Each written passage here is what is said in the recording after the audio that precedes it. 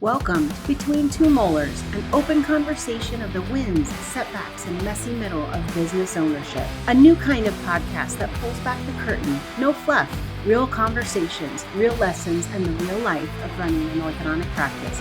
So sit back between two molars and let's get into it.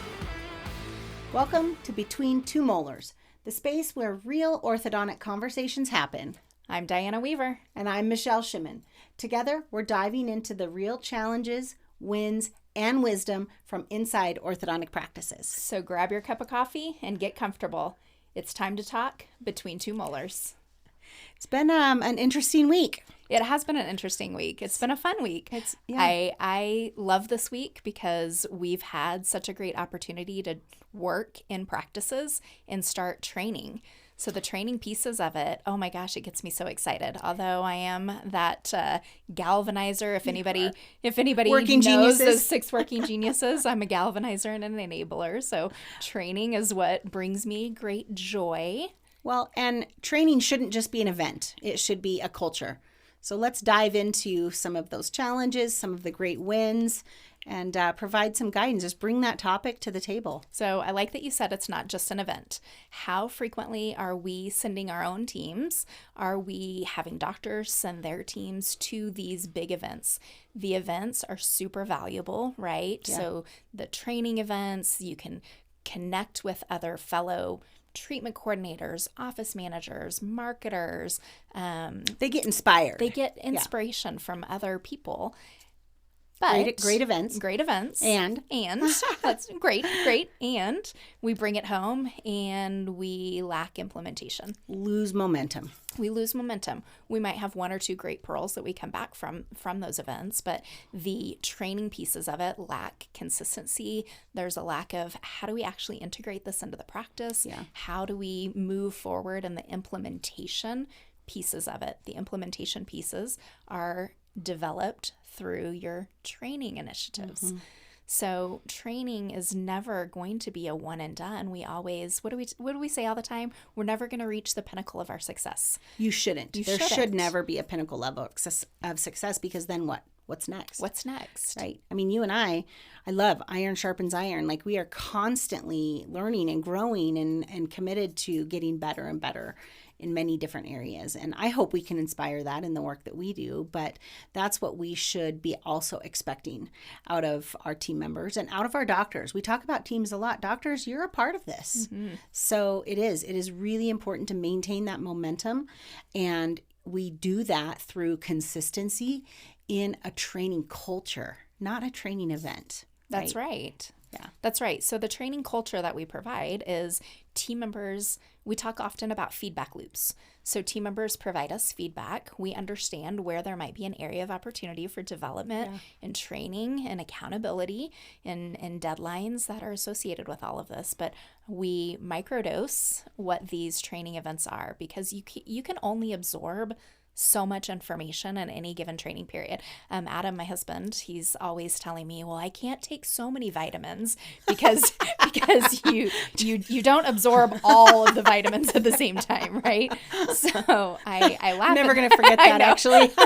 So I laugh at that, but it goes in with your training as well. You can only absorb and retain so much information at any given time. I love that phrase, microdosing. I think that's a really good theme to think about when practices are looking to improve their culture, to improve their training, and know that it's going to take time. It's consistency over time that builds those habits and builds those, successful patterns. And the time is an important thing. So doctors and office managers putting timelines in place that are reasonable expectations is really important. Yeah. So I get asked all the time, well, how long does it take for a treatment coordinator, for example, to get trained and they're engaged and excited?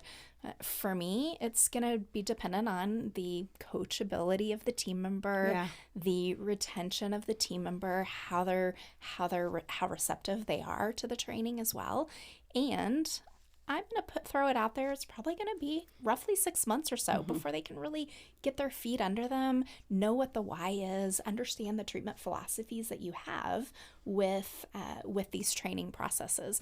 But going back to microdosing, figuring out what that onboarding process is. How do you lay the house on a solid foundation? What are the steps for this foundational process that you build on in this training piece? You and I experience it all the time. When we onboard and hire new team members, the team members are getting trained by their fellow team members or their office managers. Cyclical. Yeah. It's cyclical, and there's oftentimes not a structure put into place. Right. They're just thrown in there.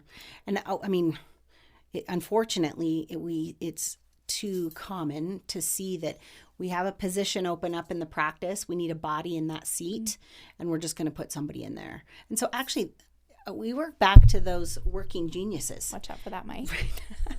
The working geniuses that we can really understand and recognize when we say, do we have the right person in the right seat?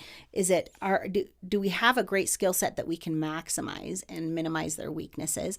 And is it even a skill and ability that, one, they have an interest in and that they want to do and that they feel they would be good at that? Whenever we're looking at moving team members throughout a practice into a different position, those are the questions I ask them. Do you think that you can do this well? Do you want to do this? Do you have an interest in it?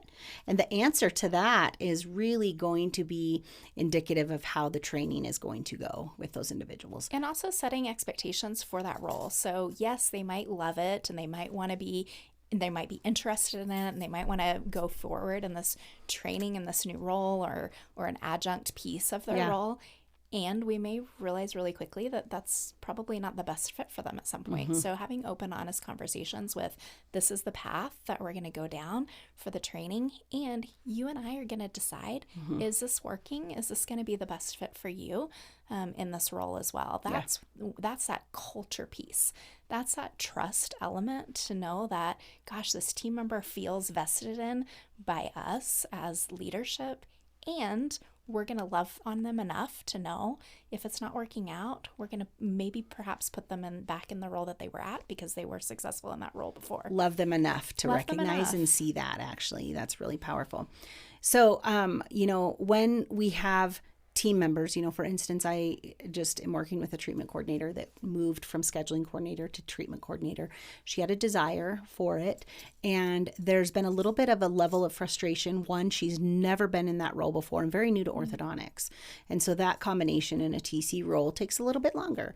And the one thing that I want her to know and to feel empowered over is that she is so good with patients, and patients trust her. Her tone, her body language, how she presents herself, everything about it, she gains that trust so quickly.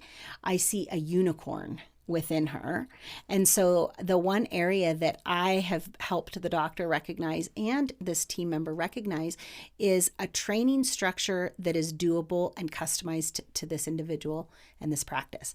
And it's really minimized her frustration, because a week into it, she came to me very frustrated, said, I don't think I can do this. I said, wait, let's pivot a little bit with what the structure looks like for you, because I believe in you and I know you can do it. And once her flower blossoms, she's just going to thrive. And I see magic in that. So it's recognizing the customization in the people as well, in the practice, the doctor, and the culture.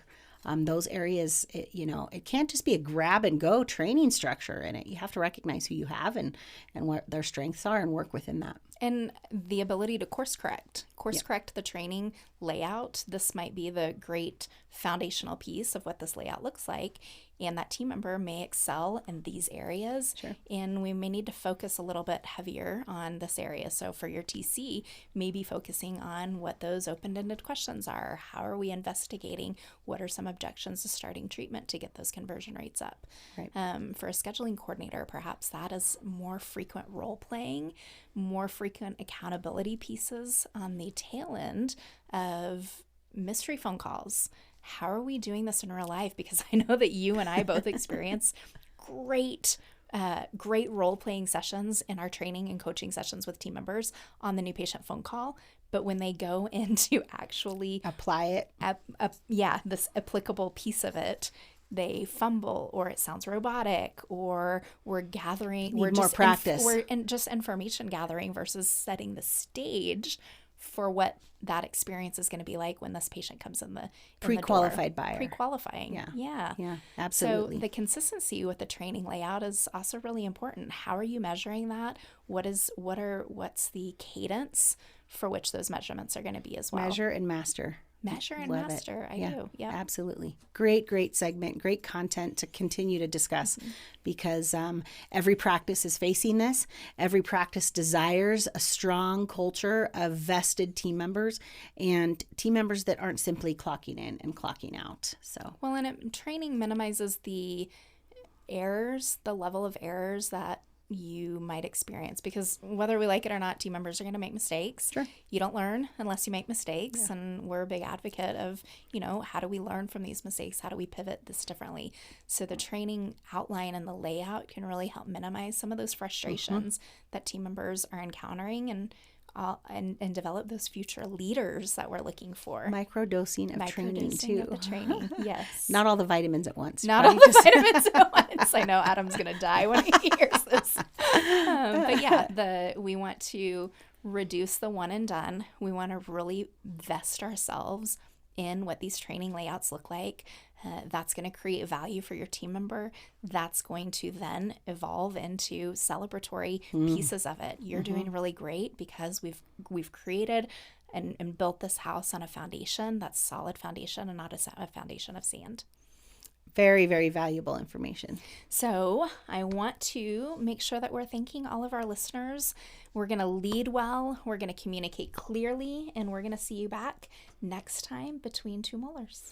If you find this information valuable, please like, share, subscribe, and comment. We want to hear from you.